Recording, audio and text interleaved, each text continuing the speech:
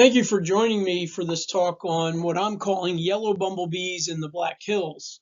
If you remember my last talk, we were talking about three very yellow bees that look a lot alike. And last time, the hunting bumblebees in the Black Hills, we did the identification of those three. This time we're going to concentrate on life histories. So here are the three bees, the yellow bumblebee on the left, the Nevada Bumblebee in the center. This was an image I captured on the Willow Creek Trail. You can see clearly it's on clover. And on the right, what I extracted from a video, so it's not the best image of what I believe is a Morrison bumblebee on the right. So we will now look into their life histories, behavior. All right, so we're going to start with the yellow bumblebee, Bombus fervidus. And this is a pretty widespread bumblebee, especially if you look at the continent, those middle latitudes. It does occur up into Canada a little bit. It does go down into Mexico a little bit. But from coast to coast, you'll find this bumblebee. Does not go much up into the boreal forest, and you will not see it Florida, the Gulf Coast area, and East Texas. You don't see it in there according to the range maps, but otherwise it is pretty widespread.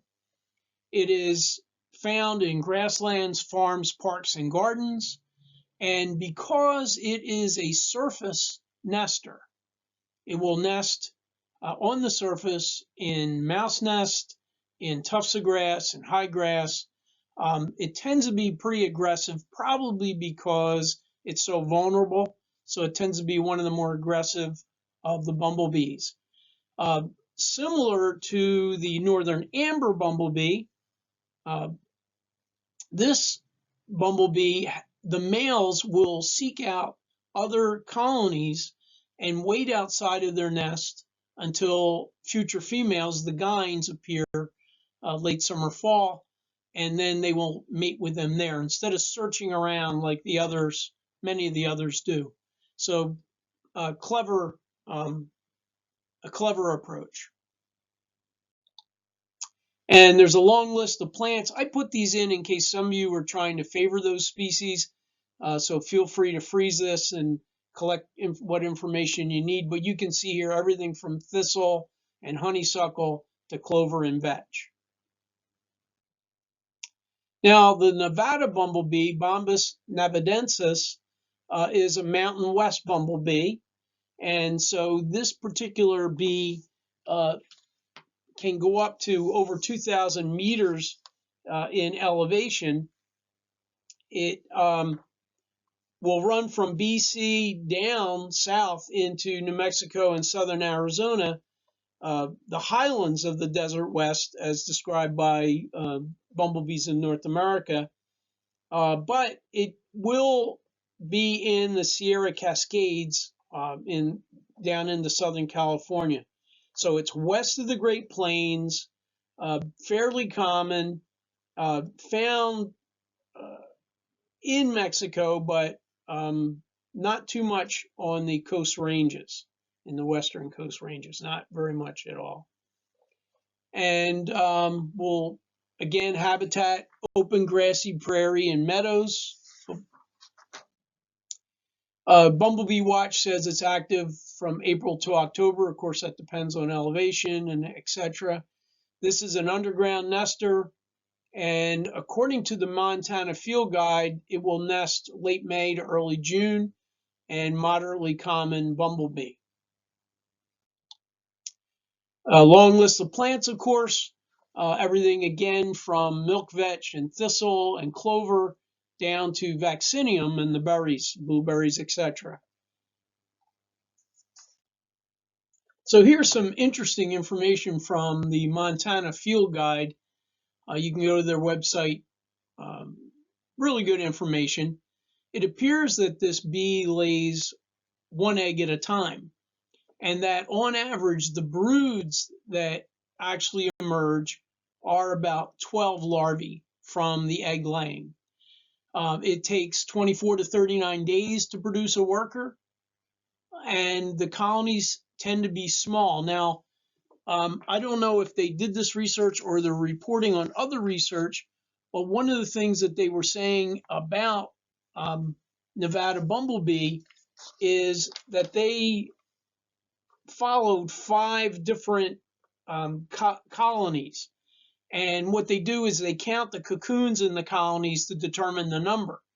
And so they found of these 5 different colonies, they ranged in size from 43 to 139. 3 of the colonies were respectively 55 individuals, 86, and 139. And those 3 all produced some gynes. And again, the gynes are the future females, future queens, GYNES. The 2 others, the colonies that had 43 and 58 respectively, did not produce any gynes. So anyway, interesting.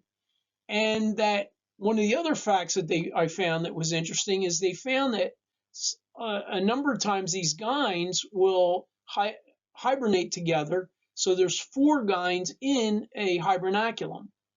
And they're going to be under the soil, of course, to overwinter. And they found that this species was anywhere from 3 to 7 inches inside or underneath compacted soil. And like many species, these males will perch high up, as high as they can get up, a lot of times on shrubbery. And what they will do is, as insects are flying by, they will make chase. And if it is a female of their species, then they will mount her midair and bring her down to the ground for mating. Also, there's competition, as with a lot of animals, and there's been butting between competitors. Think of it as head butting, and then sometimes some of them will grapple. Also, they made a note that ants have destroyed colonies, and that they do have a parasitic bee that can cause them problems. So all that from the Montana Field Guide, you can check that out for yourself.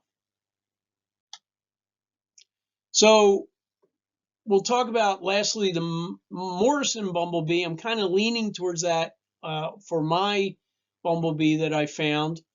Again, this is a Mountain West species. I've seen a couple of different range maps for it. It appears that, again, from southern British Columbia to California, but just on the east side of the Sierras, not going to the Coast Range. It will be in the highlands of the Desert West, east to New Mexico and Texas, and north up to southwestern South Dakota on one range map. On another range map in the Western Bumblebee Atlas on Xerces' website, they don't show it going into the Dakotas. But anyway, this species has appeared to be declining and has become uncommon in some parts of its range. And then also Xerces Society reported the finding it sporadically west of the Sierra Cascade in Oregon and California, but I don't have too much more information on that. However, open dry scrub is its habitat. So anyway, it's possible, according to one range map, that this could be in southwest South Dakota. Again, an underground nester. The males perch and chase potential mates. And according to the Bumblebee Watch, this species is active from March to December.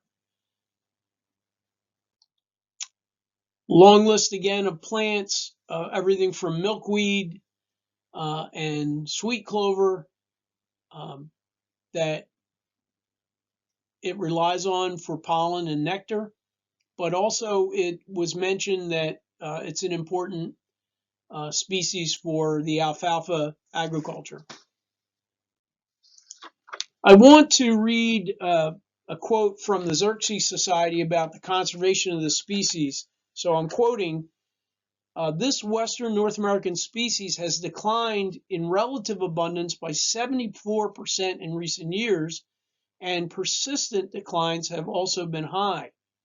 More research is needed to evaluate the status throughout its range, especially East Oregon and Washington and western Nevada. Overall, the species is uncommon, end quote. So that from the Xerces Society. So species of concern. So thank you for joining me for this talk about the 3 bumblebees that look very similar to that I found in the Black Hills and some of their life history. I'll be posting more in the future from other sites. And again, thank you for your interest.